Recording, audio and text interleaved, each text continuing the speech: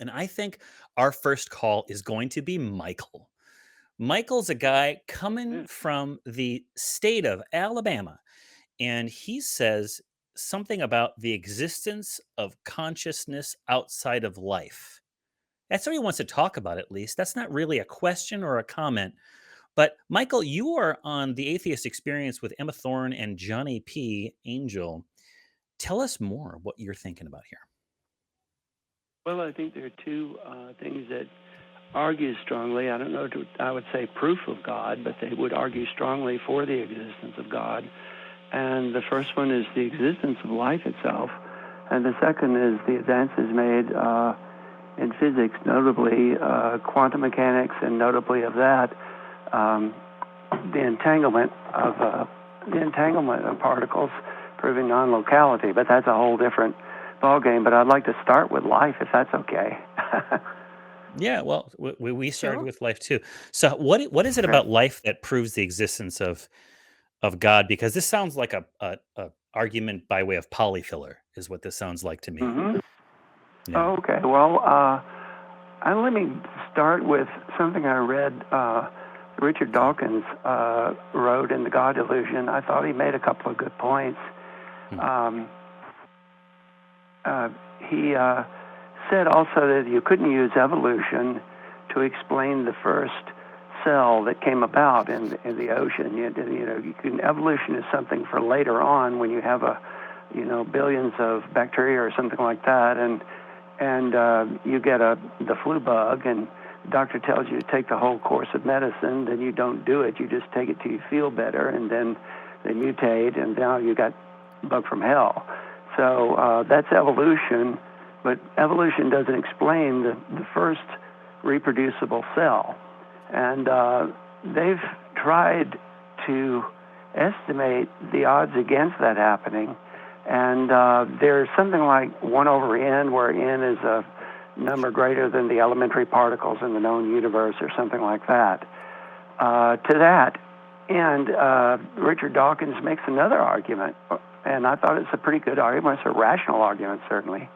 He says that ultimately, if I got him right, I don't want to misquote him or anything, but if he says ultimately that probability arguments are moot, because however improbable it may be that the first cell formed, however improbable it could have been, it's by definition still more improbable that an entity apart from that, a God, a conscience, directed and orchestrated that, because then you're having a more complex and still more unlikely situation. And even if you accepted that, that brings us to the child's question. Excuse me, who made God? So I'd like to start with that. Back in the post-war era, before the Big Bang Theory, they believed in something called a steady state theory, I understand. And they held that the universe did exist, and all the Okay, matter. Michael, I appreciate your willingness to walk us through sort of all of the arguments on this front, but we're gonna have to stick to one. We're Okay. kind of doing like a little bit of a summary of many arguments. Um, Okay. so I guess Well, what you're talking about I'm just first saying. with regard to the origin of life, you're talking about the question of abiogenesis, right? Are you familiar with that term? Mm, that life came from outer space. Basically, is that what you're No. saying? No, I think Okay. that's transpermia. Emma, am I right on that Okay. one? Panspermia? Panspermia. Yeah. Yeah, Panspermia. I Yeah, think you're right. panspermia. Absolutely right. Go ahead. Yeah. I'm We're not sorry. talking abiogenesis is the question of, where did life come from? Well, life from Mm-hmm. non-life. Okay. And as far as I understand, although we are increasingly making inroads into processes that might have been the process that resulted in life from non-life, we don't have an answer as to what actually caused life, either the one or many times it has been caused. So Mm-hmm. you talk about um, you're talking about probability, okay? Mm-hmm. And you said they tried to do the probability of this happening. Who are they, in your understanding? And then how did they calculate probability? I don't know who they are and how they calculated. They've tried to Mm. calculate a lot of elements have to go in to make the first reproducible cell. Sure. All of the most fundamental elements of the cell itself, and not only that, but a row of tetrads to form DNA so that you'll get a reproducible cell, one that'll create itself again. And then even then, once you have the elements all together, you still have to have some sort of So, spark or shove or so, oomph or some kind to get it going. Do you not? so Electricity? you don't know how it happened. First of all, you don't know who they are. Okay, I think it's important to Right. know who they are, whoever It's they are, broadly because we can't check their work if we don't even uh, know where they are, who they are. gotcha. But but It's broadly setting that accepted to be a. I'm sorry. Go ahead. well, setting that It's aside, broadly. because setting that aside, you're talking about all of these very interesting scientific questions where we know that life exists, and atheists don't accept a supernatural cause for that life. We don't believe that one exists. Are you suggesting that because we don't know exactly what process took place, that therefore we should start accepting a supernatural cause? Or do you acknowledge that perhaps we should just say we don't know yet, or we may never know? I don't think of God as supernatural in that sense, in the Mhm. traditional sense. I Okay. think of God as a reverse entropy. I think of consciousness that exists all through all of matter. And Okay. I think we have that borne out.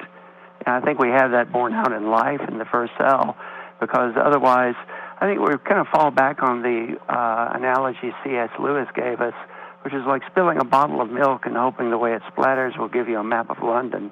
And the chances of that are so incredibly remote. But if I could maybe, which is why I brought up the stable, steady states theory. People used to believe that the universe just existed, and if you had come to them at that time, back in the post-war era, with the Big Bang theory and the idea that had a finite beginning and that it began from nothing and all that sort of thing, they might have wondered if Right. you weren't trying to dress science with your own religion. Okay, Michael, you're covering a lot of ground, and I'd like to focus us in on because you're kind of you're not gish galloping in the traditional sense that you're deliberately trying to give us more than we can talk about, but you are galloping. You're certainly gish trotting. And so I want to focus in on some of the things that you've talked about already rather than introduce new stuff. So Emma, did you have any thoughts that you wanted to chime in, cuz I wanted to hear from you on this one. Yeah, I just Michael, you've presented us a lot of uh sort of atheist arguments against a divine creator that we're sort of familiar with. I'm interested in knowing what, if you can sort of summarize as briefly as you can, what is this point that you find convincing that there is a creator? What is it that answers these atheist arguments for you? It can't be explained in any of our Newtonian physics, and we have to seek. What can't be? What can't be We're explained, Michael? compelled. Sorry.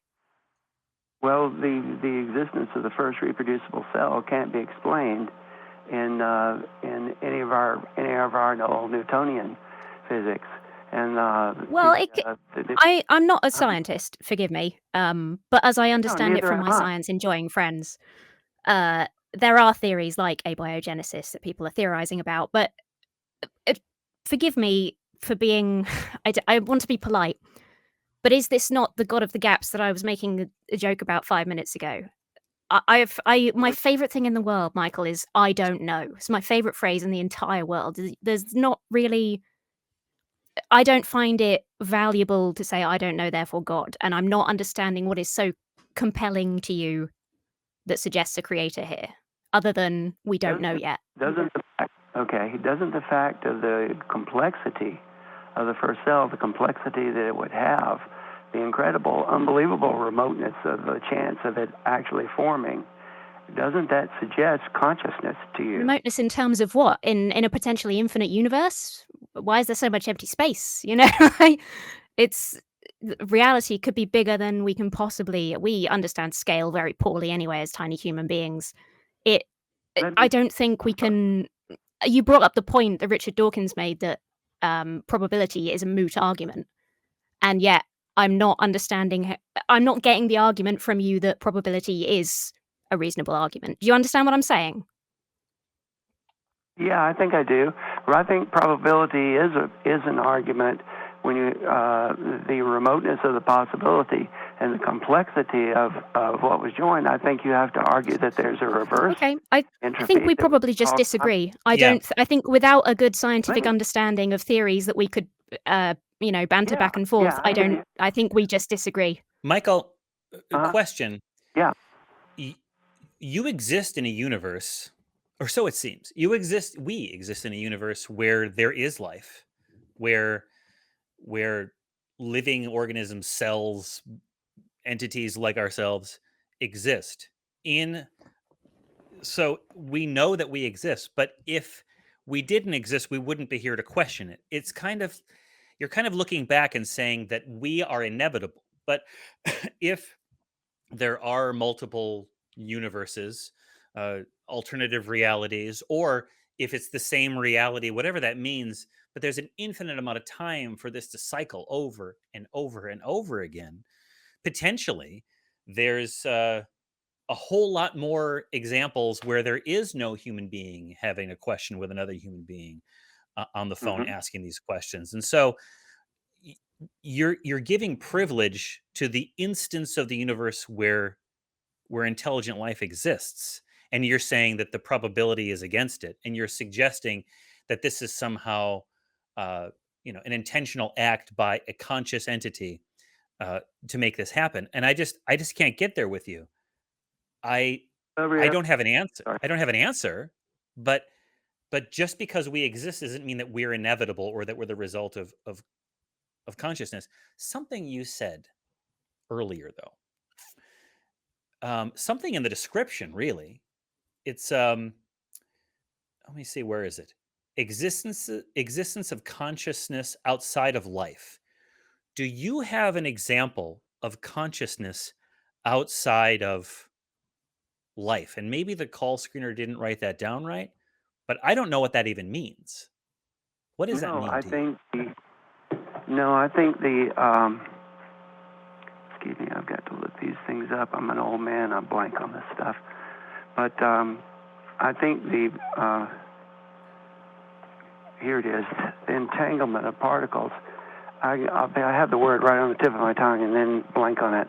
But entanglement of particles. This is kind of a recent experiment that they made, so that an atom or particle would have its electrons going in one direction, in exactly one direction, and they become entangled with another, and the electrons go in exactly reverse directions. And I sent a letter to Emma about this some time back. She very kindly read it. But you can separate these atoms no matter how far apart, and they tried doing that. And don't ask me how they do it, but they can reverse the direction of the electron of one of them. And the moment that happens, the direction reverses on the other, the very same instant. And back in the 60s, they did an experiment, but they couldn't tell because it was conceivable that information traveling at the speed of light could reach from one to the other. But they did a follow-up experiment separating them so far apart with much more accurate clocks, and they've proven that it doesn't really matter how far apart they are. You can have one particle and the other particle on the other side of the galaxy, and the Okay. moment one reverses, the other one reverses. This suggests to me information is going. Michael, can I Does it can I not recommend an suggest author for you?